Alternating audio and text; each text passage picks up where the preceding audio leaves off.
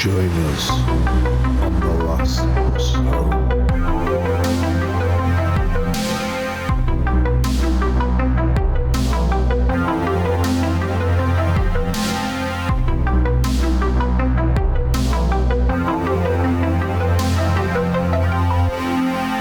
Yeah, well, I think the more spice you use, you wouldn't even know it's human.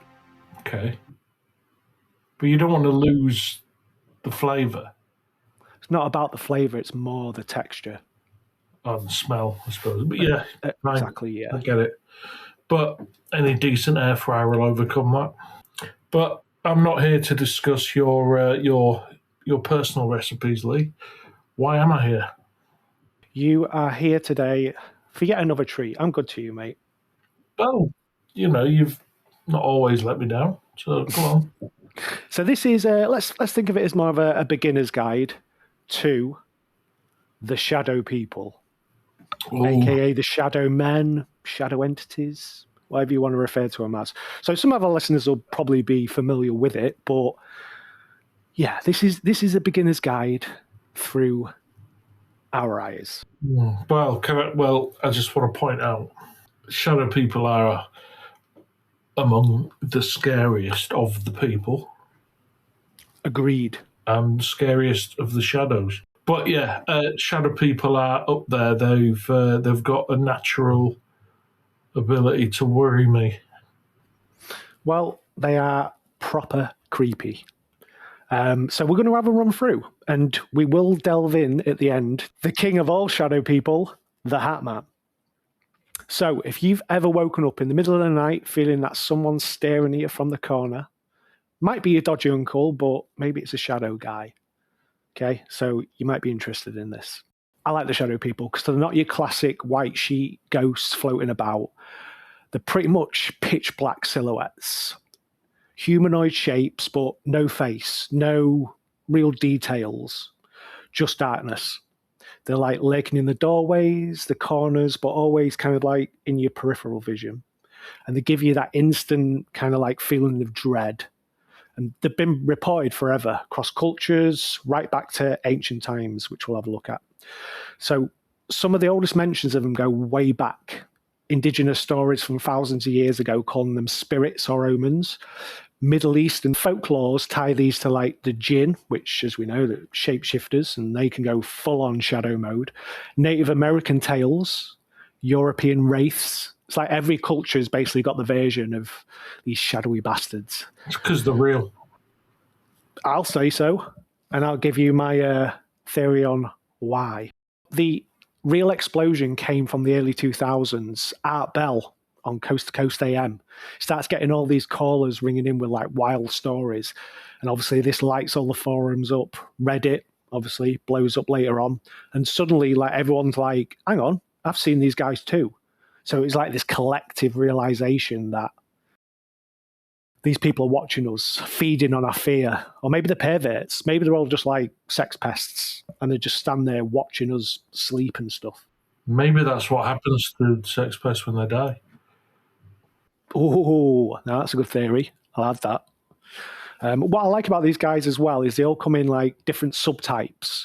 So you've got like red-eye ones, which are pretty much like pure evil. Yellow-eyed variants. As I mentioned, you've got the big boss, Hat Man, but we'll get into all that. Yellow-eyed. So do you think they've got like a traffic light system of how dangerous they are? So if it's red eyes, then, caution, alert, warning. Yellow eyes is a bit of a, keep an eye on this fella. And if they've got green eyes, it's like, don't be too worried, but, just don't trust him entirely. This is it. And if he's got a hat on, get the hell out of there. Leave. Stuff's about to go bad. Yeah. Put salt on your window, stuff like that. Exactly. Garlic up your bum. No harm done. Anyway, so shadow people. As I mentioned, they've got a few names: shadow men, shadow beings. And again, all the stories are kind of the same, sort of silhouettes, humanoid figures, just a mass of a shadow. Really, like, pretty terrifying. I think what was the film The Smills was based on? There was a shadow figure in that one, the Haunted. Black Mist, yeah. See, I still class that as a bit of a shadow man. I would go shadow people as being more an absence of light. Yeah, interesting. Well, there's definitely a lot of sort of theories around them, but the concept of shadow people, like I say, dates way back to ancient folklore. Some of the earliest records attributed to, as we said, indigenous peoples around 1153 BC. So this is old. Figures were interpreted as spirits or omens from unseen world. So in various cultural narratives, they appear as like antagonists within ghost stories, cryptid lore, supernatural tales, and again, spanning all different regions. Like say, for instance, like the Middle Eastern traditions linked them to jinns. All of them kind of like, definitely like a more of a demonic entity. European ghost lore to, like I said, Native American spirit stories, always kind of like symbolizing malevolence or sometimes symbolizing death or the unknown. But never good. Never good. Never good. No, definitely never good. Like I say, they do have sort of demonic kind of overtones, but they're sort of classified separately from demons. We're not saying like shadow people are demons, fairies, or spirits. Nothing like that. They're their own thing. In paranormal theory, and we'll get into it a bit more, they're speculated to be maybe interdimensional travelers. And you know me, being a logical kind of guy, you know I'm going down that route. Makes more sense. Are they just remnants from the dark realm or the spirit realm? Who knows? So bring in your skeptics, bring in your scientists. What do they say? So obviously sleep paralysis is going to be a thing because you aren't woken up in the middle of the night, unable to move, and you've seen something in your room. I'm guessing it's going to be dark, so you're not going to quite see what it is. I think shadow people lore tends to come a lot from this type of thing. So sleep paralysis, people experience hallucinations. Usually the paralysis comes from you're basically in bed and unable to move, but you're awake. Alongside this, scientists have said maybe elements of schizophrenia, dementia, so basically just the brain breaking down and then you start to see these things. Even blamed on carbon monoxide poisoning, which can cause visual distortions, but I kind of call BS on that. Well, no, actually. That would be if someone's believing the house is haunted and they're seeing things and all that. I recommend the first stop would be to check the batteries in their carbon monoxide detector or get a new one, or ghost or no ghost, get one. Because I think the effects of carbon monoxide poisoning will cause some of the symptoms are pretty similar to hauntings. So I'm going to have to disagree, and as a public service, tell people to check their carbon monoxide detectors if they think they've got. Check them anyway, but if you think you got a ghost, double check them. Fair play. That probably makes more sense than my advice, which would be every house you move into, make sure you do a seance in the morning and get a priest, a badass priest, in the afternoon just to have a run round and say, this house is clean.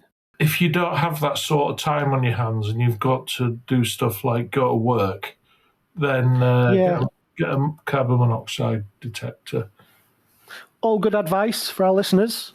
If you want to do a mixture of that, then you'll be fully covered. Oh, safe.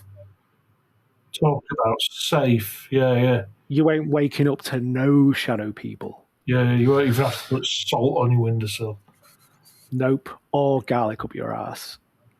But anyway. Oh, no, do that. So just do that anyway. It's good for you. Just for gigs. Yeah. Exactly. So some other theories about the shadow people, a bit more detail, but some are said to even be ghosts or spirits of the deceased. Again, not a theory I'm too into, but one common view is that shadow people are the souls of dead humans who linger in the earthly plane, perhaps due to unfinished business or just a reluctance to move on. So can often occur where places have a bit of a tragic history, as we've covered in sort of previous episodes. These places can hold like an energy, and maybe the shadow people are attracted to that and they come through. So something dark might have happened in your house, maybe in your bedroom years and years ago. You don't know. You just moved in, happy as Larry, but that stuff could be bringing the shadow people into your life. As I mentioned before, demonic entities or malevolent beings, not really classified as demons, but shadow people are sometimes seen as like evil spirits that maybe like feed on fear, negative energy, or like just basic human vulnerabilities. Biblical demons manifested in shadow form to torment and possess individuals. There's kind of stories of that. But again, I don't really see these guys are a little bit more just invoking feelings of fear as opposed to straight up attacks and possessions. So not really come across a lot of that. Evidence cited certain places do include physical attacks, and I think I have got one eyewitness account of that as well. I mean, some have got reports of like growling sounds, things like that. So there's definitely a dark sort of a feeling that comes along with them. But again, a lot more kind of on the passive scale. A lot of reports seem to sort of indicate or go towards that they kind of feed on fear. So, you know, if you show up, you're a shadow people and you show up in someone's house and they're not having any of it, you're going to be tempted to maybe have a cheeky growl, really get them loosened up. Do you know what I mean? Your pussification charges their battery. Exactly. So, my favourite theory, again, go in on pure logic. This makes the most sense to me. So, shadow people are interdimensional or extraterrestrial beings. Some theorists claim that shadow people are visitors from parallel dimensions, alternate realities, or even aliens observing humanity. So this draws from quantum physics concepts like the multiverse, suggesting that these beings bleed through thin veils between worlds, especially during times of stress or electromagnetic anomalies, which, you know, we're fans of that on this podcast. I'm going with that. That makes the most sense to me because it seems like they're observing a lot. And even if they do feed on fear, I think that's what interdimensional beings are all about. I think they come through the veil, come into our world just to feed on our emotions because these guys clearly don't have emotions. They're all pretty boring looking, lackluster people. Do you not think they'd like get off on the fear? Like in a sexual way? Hey, I ain't judging. We ain't kink shaming on this channel. Or just an excitement where, you know, don't all have to come down to your willy, Lee. My shadow willy. Or your chooch. Sorry, I don't want to leave anyone out. But, you know, it's not all about that. You know, sometimes getting off can mean fun, enjoyment. Well, either way, I don't like the fact that they're coming in uninvited. They didn't get my consent to feed off my fear. So, you know, I like them, but I'm not a fan. I don't want one in my house, put it that way. I'm going to go in some personal accounts of the shadow people, which I think is kind of mainly where a lot of the stories come from, is people sort of seeing these and witnessing them. So, like I said, it's pretty much the backbone of the shadow people lore. Thousands of reports describing sudden appearances that induce dread, paralysis, or a sense of being watched. Many of the encounters seem to occur at night, but daytime sightings, you get them, often in homes or isolated areas. So I haven't really had many accounts of like shadow people popping up in your Uber or, do you know what I mean, in a Mackey's toilet. Just out of interest, Yeah. before you launch into that, I have feelings about daytime shadow people because I've always understood them to be like there are theories that they're an entity of their own. They're like a species as opposed to ghost. Like they're actual people, but they're an absence of light rather than a shadow. Like they're a complete void of anything. I'm taking it as a black mass of humanoid form, and I think whenever I picture them that you can see through them. So that's where sort of the shadow sort of thing comes from. So not like a mist, but definitely like I wouldn't say a solid form. You can see through it, but a definite humanoid form. So, for example, one individual recounted seeing a pitch black figure dart through their living room when there was a child. So an event actually corroborated by the son and late husband, leading to the family to move due to escalating unease and the home's general decay. So there's loads of accounts of it. Another account describing noticing an unusual increase in shadowy figures flickering, like in the peripheral vision. This person said this started back in March 2022, attributed to like fluctuations in the veil between realms. So this was a person clearly clued up on their paranormal stuff. So in a more intense experience, someone felt an impending punch. So we do have reports of these dudes striking people. They felt this from behind, and when they turned around, they saw a large, opaque shadow man, darker than the night, which faded in seconds, leaving them bruised and terrified. Loads of stuff on forums like Reddit and Quora. People sharing stories. There was a person, 16, that saw a shadow figure during the day while fully awake. And this basically sparked a lifelong interest in shadow people. I think they went on to become basically a shadow person nut.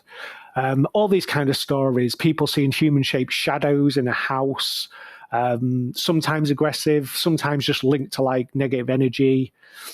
Lots of childhood stories, kids like saying they've been having reoccurring visits from like a shadowy entity. Just pretty creepy stuff. So what we'll do is we'll get into some proper eyewitness accounts and go through some details. Now, a few of these accounts relate to the Hat Man, which I've saved to the end. As I've said, the Hat Man's kind of like the daddy of the shadow people. He is. He's the boss. He is. And you know him because he wears a sweet hat. That's what bosses do, or good bosses wear sweet hats. Definitely, mate. How else would you know? So, eyewitness encounter 1. This is a guy called Michael. Okay? So, in the fall of 1998, that's autumn to English listeners, Michael had a terrifying experience in his newly purchased home. So, after the dude was painting all day, falling asleep on a beanbag chair while his friends were out, he woke up thirsty in the middle of the night and headed to the kitchen, which was all in darkness. He sensed a presence watching him from the top of the basement stairs near the light switch. So initially thinking it was his friend Larry having a laugh, he called out, but no answer. So obviously he got alarmed. He pulled out his pocket knife, and then he saw a shadowy figure, a dark humanoid shape, and this figure moved towards him, seemingly like impaling itself on the knife, but passing straight through his body without resistance. Michael obviously kicked his pants, he screamed, and it continued through the kitchen into the dining room and vanished through an exterior wall. He quickly turned on the lights, searched the house, but didn't find out because that shadow man was done. So again, it's like, what does it want? Just seemed to want to shit him up. And the gimp got his knife out like that was going to do any good. That's it. They seem to just pop up and they don't have a message. They're not repeating anything. They're not repeating a certain activity. Yeah. They don't seem to want that. They're not looking. They don't seem to be looking for anything. No. All they seem to do is lurk. Yeah, and try and shit you up. So that's it. It must be some kind of charging or feeding. I think 100%. Which makes it more worrying. If they were to repeat actions or they were with a message, still scary, but all right, cool. You're doing something. But they're just there to not even be a nuisance or a mischief. They're just there to scare you. 100%. Hey, right, I don't want to go off tangent, but... Go where you want, Lee. This is a special kind of bus. It's not on one route. True that. Well, our boy, Bob Lazar, he said that he came across reports where the aliens class us as containers. So I think we are containers, and our emotions, which aliens don't seem to have. I mean, when you see a grey, he doesn't look like he's buzzing or he has a great sense of humour. I just think these things are void without emotion. So we're probably just containers for all these emotions, whether it's sadness or fear or even joy. I think these things are just feeding off us. Just a whole buffet of input, I suppose. Exactly. Well, yeah, because we have so many emotions, and because animals, I don't know what people say, they've got limited emotions, but yeah, people have all sorts. Anxiety has a sour flavour, and happiness, strawberries, obviously. Sadness will taste like old broccoli, stuff like that. And I suppose with the amount of emotions and stuff that people have, it would all taste. Yeah, there's a smorgasbord of flavour.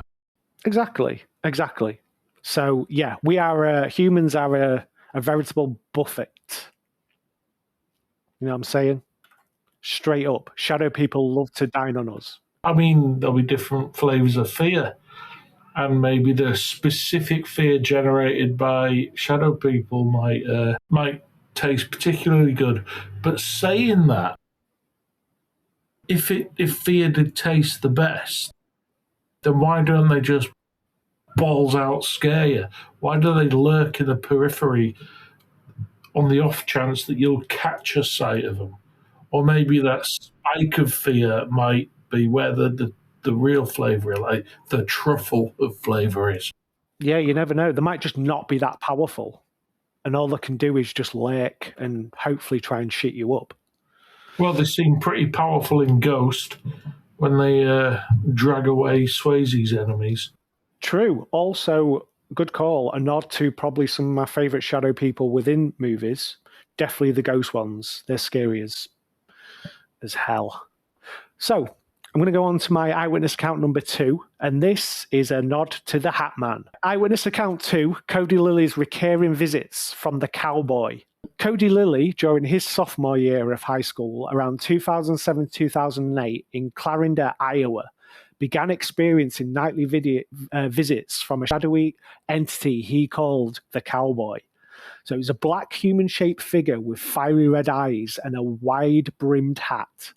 It would pace around his room almost every night for about 2 years, never speaking or approaching, but instilling paralyzing fear. Again, sort of feeds into our theory of it. Cody believed that basically this entity fed on his fear. That was the general sort of vibe he got. So the visits actually stopped when he moved 30 miles south for college. However, in 2011, after graduating, while staying with his friends in Nebraska, he had a bit of stress going on over his job, his apartment, and his engagement. He saw it again, but it was in broad daylight. While on the phone in his car, the figure in an old fedora leaned over just outside his car. It had red eyes, and it reached out and knocked on the passenger window, basically just before just dissolving. But Cody interpreted this as the entity returning to feed on his anxieties. So it could almost be linked to an actual person where, they're not just randomly popping up. They might know, hey, this guy's full of anxiety, he's full of stress. I'm going to feed on this guy for most of his life. That's a scary thought. Yeah, I imagine students might see them more than well-adjusted people like yourself. True. People with stress in their lives and anxieties, and hey, maybe the recent generations, millennials and upwards, apparently life is harder for them. Maybe they're going to be more susceptible to it. Maybe we're going to see more and more sightings. Yeah, we might get a surge. Definitely. You never know. So another eyewitness account. This is Clark Kent's basement sighting. Not to be confused with Super Dude. Is that just Fortress of Solitude? He wishes. So in 1979, 10-year-old Clark Kent and his friend Jim were playing ping pong in the basement of his family's new house, which they moved into after his grandfather's death in 1977. Facing an alcove, Clark noticed the shadow of a man basically just stood in the alcove. It wasn't cast by any object and seemed to move on its own. So this was more of a, like I say, a bit of a shadow. Terrified, the kids fled upstairs. Jim initially denied seeing it, but nearly 30 years later, upon reuniting, he admitted to being scared. He could feel it. The entity appeared as like a creepy, sort of independent, like say, more of a shadow figure. So yeah, definitely a scary one. On to eyewitness account number 4. Again, another nod to the Hat Man. So these are multiple sightings by someone called Eden. So in 2020, fairly recent one, Eden experienced the shadow man in their recently moved in house. It resembled a man in a long coat, appearing near an open-end wall. Walking across it, it turned its side profile to look and extending an arm out to push curtains open before disappearing, as if it was walking through the wall. Eden's uncle and partner also saw it.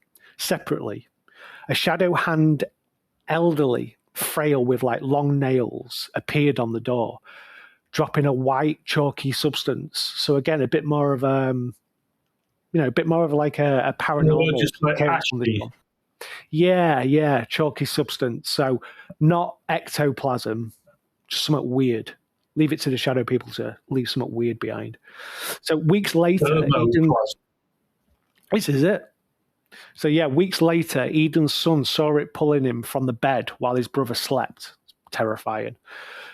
All the substance, the white chalky substance, was scrubbed off, but like it came back, it reoccurred. So yeah, that's kind of creepy. I wonder what that's all about. I'd be scared of like an entity dropping like powder and stuff. I don't mind ectoplasm. You know where you are with ectoplasm, but powder, nah, that's like. You like a bit of ectoplasm. I do, mate. Yeah. Dripping off your chin. So, another eyewitness account. This is Lupita Olivia's family encounters, and this is a bit of a wild story, mate. So, you might want your BS detector on the go. So, Lupita Olivia shared her family's experience on June 19th in 2016 in their home and neighborhood. The noted heavy fog during this time, but her clairvoyant family saw shadows, right? Including a dark one with red eyes in a closet and a black-caped, prehistoric bird-like shadow gliding from a tree to a car. Basically, she saw this in the yard at night. So, new one there. That's almost like a shadow animal. But, the thing is about this one, the entities got violent, scratching, growling, calling voices. So these were a lot more active. One grabbed a child behind a trash can, and again, they said these things fed on fear. Behind a what?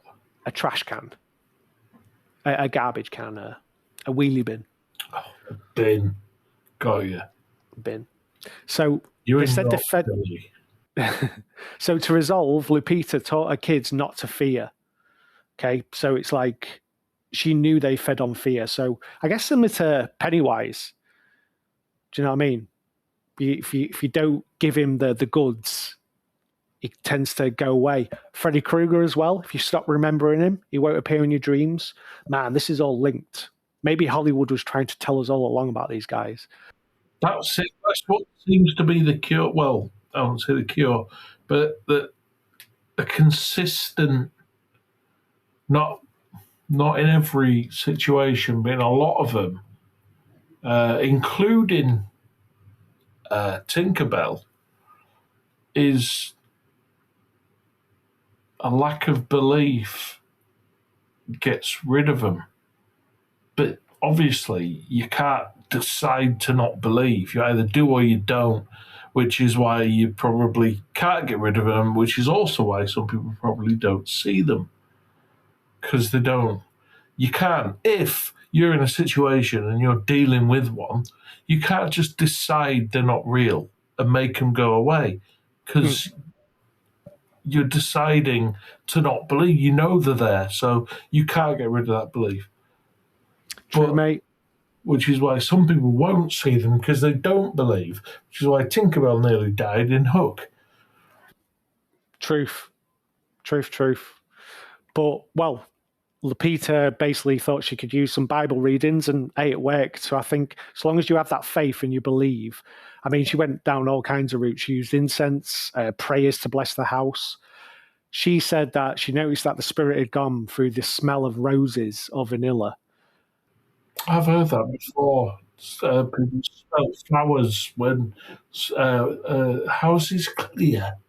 This is it. So maybe it's like a faith kind of thing, whether the Bible is real or not. So long as you believe in it and you can use that belief to not fear these things, then So what we're saying, if people don't believe, they're not gonna. What, they're not going to get rid of it, or they're going to live with it, or if they don't believe in anything, they're never going to get bothered by it. So that's more of an advert for not being religious, which is going to, well, upset a lot of the planet. tough shit. Is what it is. Oh, But harsh angle, Lee. hey, I'm an atheist through and through. But yeah, so that's how she got rid. I mean, she used the faith.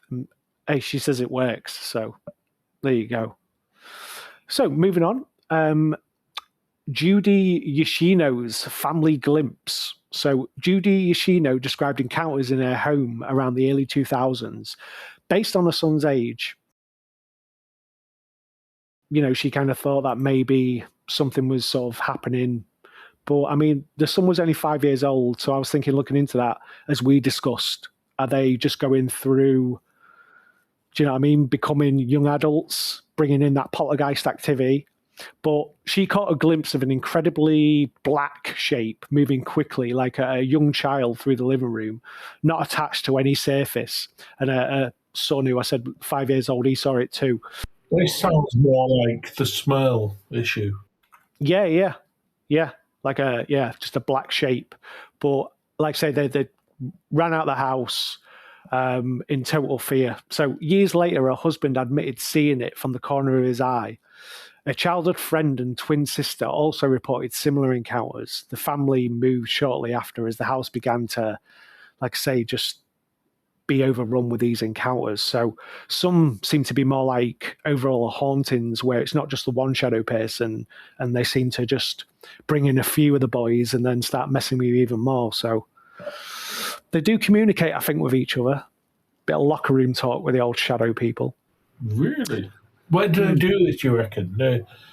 Are they always active and online and like talking across the dimensions, or do you think they put in shifts like, right, I'm off for a haunt, I'm off for a lurk, and I'll catch you in the shadower's arms later, and we'll have a shadow beer or a shadow shandy, and we'll have a chat, we'll catch up and compare notes. It's a nice thought, but no, I think... Or do you have a forum like Shadow Reddit, and they say, oh, go to this fella, he's full of the flavours. Again, mate, it's a nice thought, but no, I think the truth is a lot more grim, that these things are just around us all the time. We can't see them because we can only see in 3 dimensions. Or do you think they're just aware of all of their collective knowledge at all times, like a shadow Wi-Fi?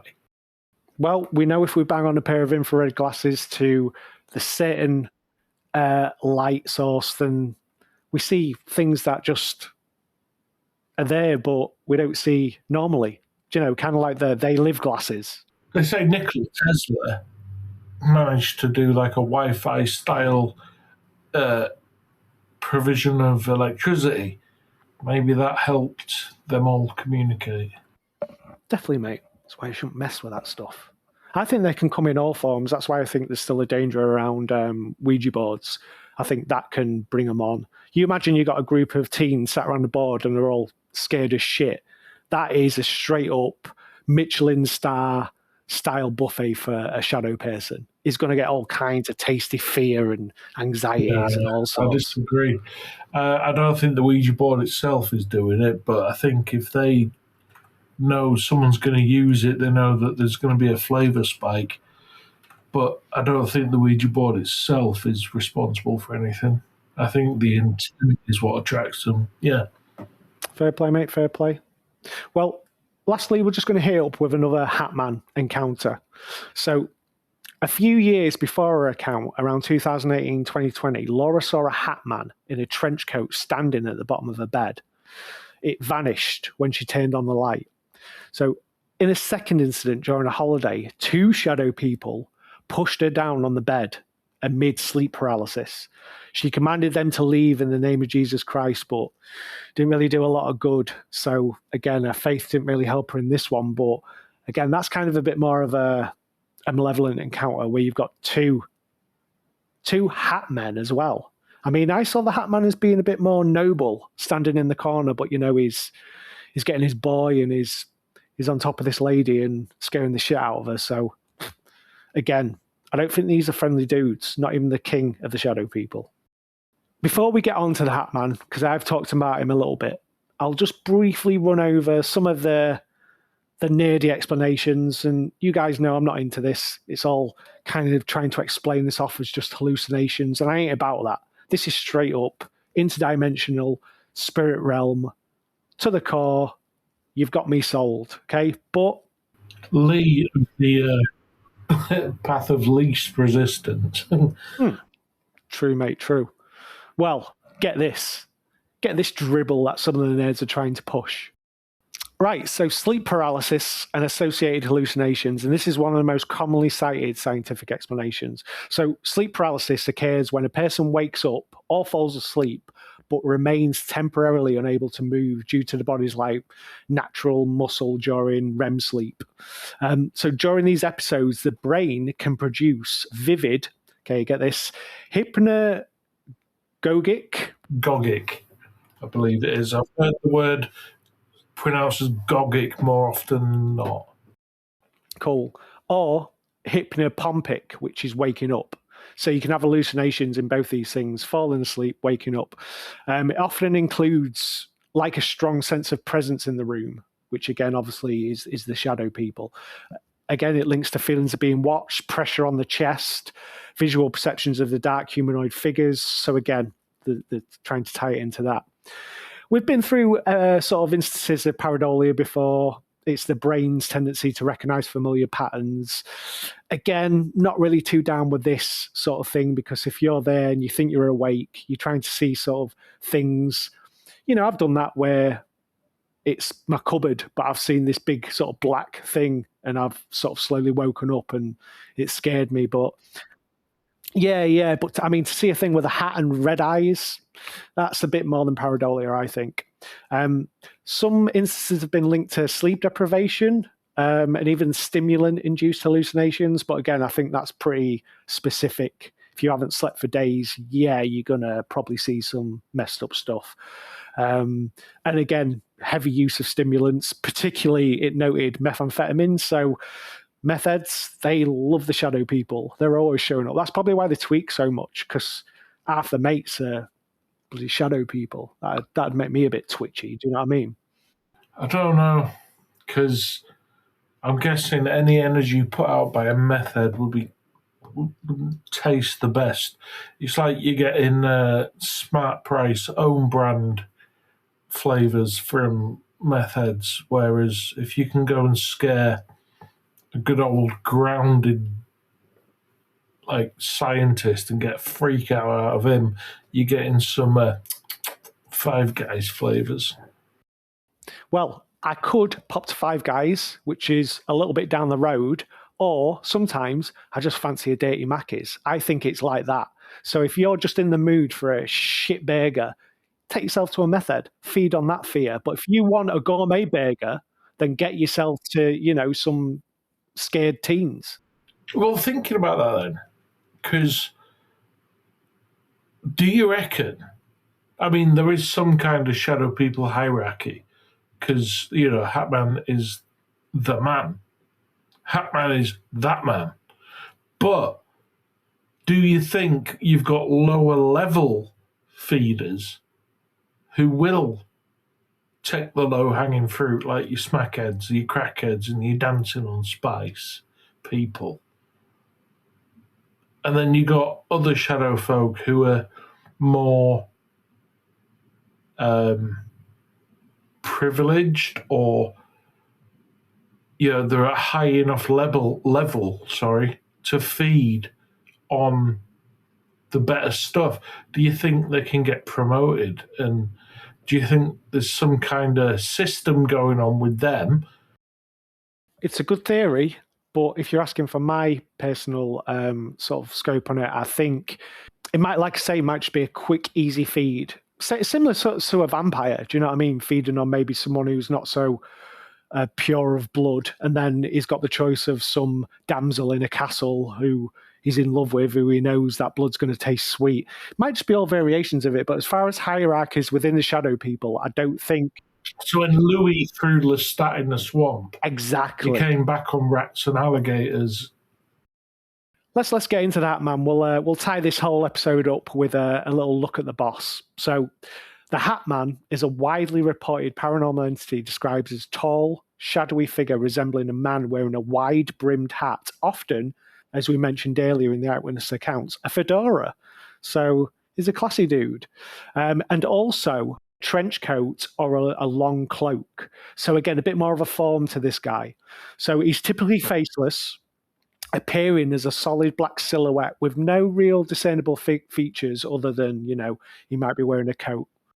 So is it closely, like I say, associated with the shadow people? Some say he's even the boss. And again, noted to feed on people's kind of fears, vulnerabilities in situations like sleep paralysis. So he's definitely really tied into the shadow people lore. But unlike other shadow people who may appear, like say, a bit more fleeting, the Hat Man is distinct for his formal attire and deliberate, watchful presence. So witnesses often report an overwhelming sense of dread or malevolence emanating from him, as if he's observing or, again, feeding on the fear. So he's definitely in the old shadow people lore. What's he observing? Is he? I don't know. This is. I don't know if it creeps me because I don't get it. But what's he observing? Is he observing the person, trying to get some more flavors out of them, or is he auditing his minions, or is he deciding who he's going to take? All good like theories, but this is the beauty of it. There's a lot of mystery around the shadow people, so quite open to interpretation, which I like around my paranormal entities. The lore surrounding the Hat Man draws from ancient folklore, which I wasn't aware of, old urban legends, and again, a lot of modern paranormal accounts. So blend. How far back does the Hat Man go? It said he emerged within my research. What I found was that it was sort of predominantly in the late 20th century and early 21st century. So I think the stories sort of date back. I don't know what kind of stories are coming from the late 20th century. Again, a lot of mine are more recent. So, but yeah, I definitely think from a lot of the stories, he seems to be edging towards a more kind of like modern thing. I mean, he seems to be like almost a bit of like a shadowy villain. So there's a lot of things sort of describing him as almost detective style of like film noir, symbolizing like mystery and threat. And I've noticed in some stories it even sort of links him to like the Slender Man, which is obviously completely different. I got to flee. But yeah, a lot of it seems to come from like I say, Reddit forums, paranormal blogs, things like that. And again, similar to how the shadow people sort of trend kicked off, this was like other people sort of got together and said, hey, I'm noticing this guy, that type of thing. There's a few, as I ran through sort of like eyewitness accounts of it, as we sort of discussed earlier. I've got like one or two here, but a lot of it comes from like, seems to be more aimed at children in the actual eyewitness account. So this one was a Reddit user. When he was a kid, between the ages of like 8 to 10, he'd always see the shadow of like a man in a hat. He told his family No one sort of believed him, but he kind of said that it was like the outline of a gangster from the old movies. So there's definitely that sort of that air of like fedora again in the yeah. So hey, a shadow person with style. Do you know what I mean? But yeah, a lot of those type of things sort of like lean to it. But I like the Hat Man. He's a cool dude, and definitely I would say within the shadow people category. So yeah, I mean, if people are interested in the shadow people, like I say, this is a bit more of an introduction, but there is a whole wealth of stories, eyewitness accounts, YouTube documentaries. Yeah, you can get deep into this. So yeah, if you're interested, there's a whole world out there for you to explore. But yeah, for me, 100% interdimensional. I'm going with more non-human intelligence than anything from the spirit realm. They definitely seem to feed on fear, and I'm totally about that. That they just find our energies tasty, and that's why they stand there watching, sucking that sweet fear up.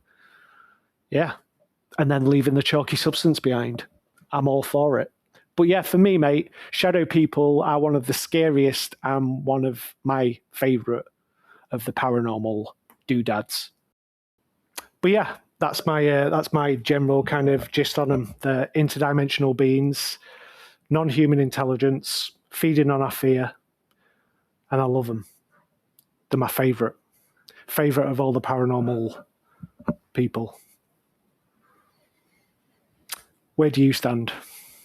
Don't think they're much of a threat, although I would rather not come across one. Yeah, consensually you can feed on my fear, but if you're doing it without me knowing, yeah, that's where I draw the You line. don't even have my consent, shadow guy. Exactly. Yeah. But yeah, I'm glad we're believers on that one, mate.